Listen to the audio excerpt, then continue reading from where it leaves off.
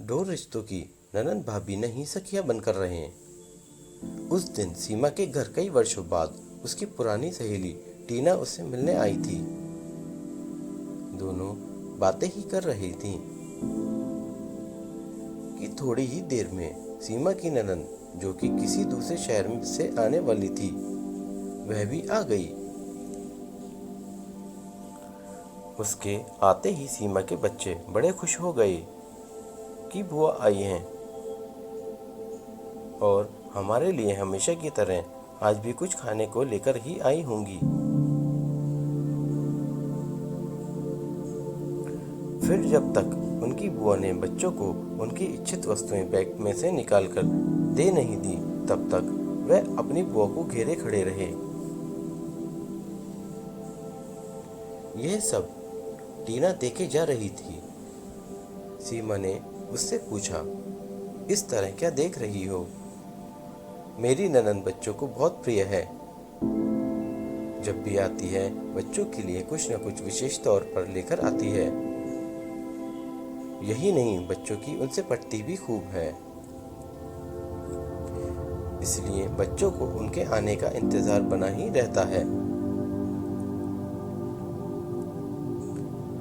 अब तो जितने दिन वह यहाँ रहेगी उतने दिन रोज हम मिलकर सारे काम जल्दी निपटाएंगे और फिर दिन भर मजा मस्ती, खेल और गप्पों का दौर शुरू हो जाएगा। ये सब सुनकर टीना बोली, तू कितनी लकी है कि तेरी ननंद इतनी अच्छी है। मेरी ननंद तो साल में एक बार ही आती है, पर क्या बताऊं, उसके आने के बाद तो हमारे घर का माहौल ही बदल जाता है।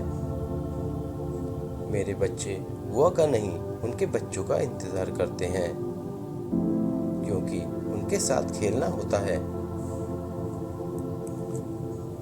उसके आने के बाद मैं तो बस फिर घर में बस काम वाली बाई बनकर रह जाती हूँ।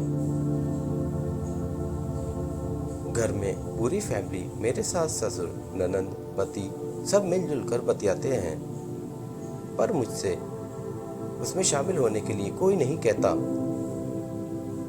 किचन में तो कोई झांकता तक नहीं। बस बाहर से ही ऑर्डर कर देते हैं कि मनु आई है तो उसकी पसंद का ही खाना बनाओ। मेरी ननंद और सास बाजार या अन्य कहीं घूमने भी जाते हैं, पर मुझे बताते तक नहीं कि कहाँ जा रहे हैं, कब आएंगे। यहाँ तक कि हमारे घर की साल भर की सारी प्लानिंग भी मेरी ननंद ही करती है। अभी हमारे घर के रिनोवेशन का कार्य शुरू होने वाला है, ऐसा मेरे कानों में सुनाई दिया है। यह भी मुझे बताया नहीं गया। उसका डिजाइन भी वही सिलेक्ट करेगी। कहने को मेरा ससुराल मेरा घर है, पर मुझसे किसी बात में राय तक नहीं ली जाती। दूर बैठी मेरी ननंद ही सब तय करती है। मेरे पति भी इस मामले में कुछ नहीं बोलते। ननंद का तो अपने ससुराल और मायके दोनों पर राज चलता है, और मैं आज भी ससुराल में अपने आप को अजनबी ही पाती हूँ। टीना की कहानी में तो शादीशुदा ननंद ने घर में दखल अंदाजी की, पर दूसरी ओर रीना की कहानी सुनिए। उसकी ननंद घर में ही है, उसकी शादी हो चुकी थी, पर किसी कारणवश उसका तलाक हुआ और अब तो मायके में ही है।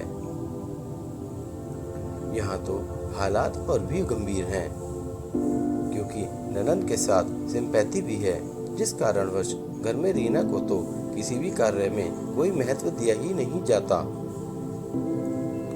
ऐसा कई घरों में होता है। जब बेटी घर में हो तो बहू को अनदेखा किया जाता है, उसे कभी सराहा भी नहीं जाता। और तो और कोई बहू की तारीफ कर दे तो सास यह जरूर कहती है कि मेरी बेटी भी कुछ कम नहीं है। पर ये औरतें यह क्यों नहीं समझती कि आखिर बहू या भाभी भी एक इंसान है। कभी कभी उन्हें भी लगता है कि ससुराल वाले हमें बेटी जैसा भले ही ना समझे, कम से कम घर का एक सदस्य समझकर कुछ तो अच्छा बोल दे, पर ऐसा होता क्यों नहीं? शादीशुदा ननद हो या कुंवारी, अगर भाभी के साथ हिल मिलकर रहे और घर के मसलों में उससे विचार विमर्श करे, उसकी राय को भी महत्व दे, तो कितना अच्छा हो। मन मुटाव भी नहीं होगा और रिश्तों में करवाहट भी नहीं आएगी। कई ननद भाभियां ऐसी भी हैं जिनका एक दूसरे से इतना लगाव है कि कई बार ननद को अपनी भाभी की बात व्यवहारिक तौर पर सही लगती है और माँ को तर्क गलत, तो वह अपनी माँ को समझा भी देती है। वह सास बहू में भी मधुर से बनाने का सुंदर कार्य करती है और सहेली या बहन जैसी ननद भाभी को सर्वदा प्रिय होती है। पर कभी कभी कुछ घरों में उल्टा भी होता है, जहां भाभी बड़ी अकड़ में रहती है और ननद यह सोचती है कि मैं अपने मायके जाऊं या नहीं, अर्थात ननद का व्यवहार सौम्य हो तो भाभी का भी व्यवहार वैसा ही होना चाहिए, क्योंकि ताली तो दोनों हाथों से ही बजती है। किसी भी रिश्ते में मधुरता तभी आती है जब दोनों तरफ से खुशबू बिखरी हो। ननद और भाभी दोनों ही खुले विचारों वाली होनी चाहिए, तभी परिवार में खुशहाली आती है।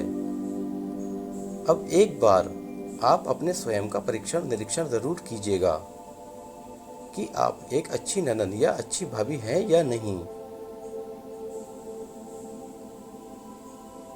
धन्यवाद। आपका दिन शुभ हो।